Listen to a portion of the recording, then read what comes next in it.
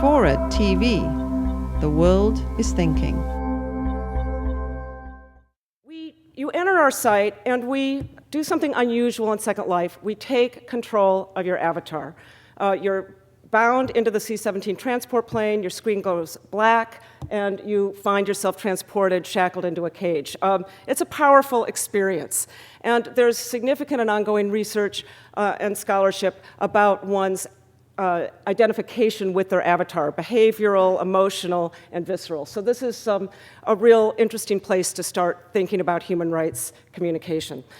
We did go on to build, and then you are free to get up and walk around, and we've integrated into the site parts of Nani's footage from the film, which both narrate the space that you're in and validate our CGI environment.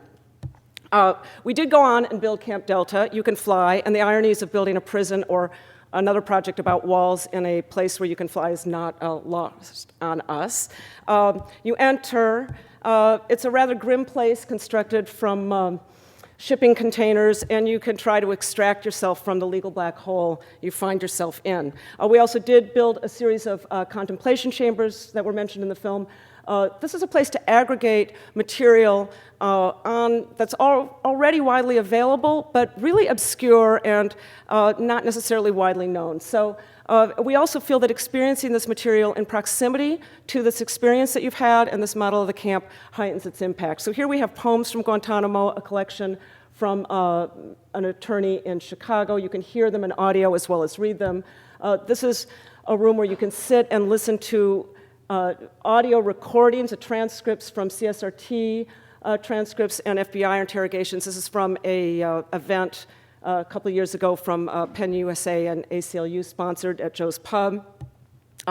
This room shows posters of 12 high-level officials from both sides of the aisle who, before the election, even called for closing Guantanamo. It has an RSS news feed, which when you click will bring up the news of the day. That was in February, I guess the day I did it. So, which brings up another point. We've already had one live major event here, a major conference, and we hope to hold other conferences, which brings up the point that this is a live public space. So I'm going to start my question early, because I'm winding down. In this ADHD age of multiple channels and niche programming, I'm echoing some of the things that even Trevor said early this morning. Where do we, with a little different thing, where do we hold these conversations? It's a real challenge to hold these conversations and actually focus conversation in a public forum. So this is one possible, I know people have had experience with things in Second Life, but it really has real potential for the future. Another important part about this is it's a persistent public space. So as Guantanamo, as it hopefully is heading towards closure, it remains more important than ever to have a place to aggregate and contain this material. And I took the liberty of putting the cover of this center's report on interrogation and its aftermath. Also, there's this remarkable work being done at UC Davis, the Guantanamo Testimonials Project. All this work deserves to be aggregated and seen and more widely disseminated. We're also planning to host a speaking series where we actually invite people who've been to Guantanamo to bear witness and meet us in this space, mixed with students. This is a group of students from UC Irvine that you see underneath here, and engage in dialogue and bear witness to what's been there. So.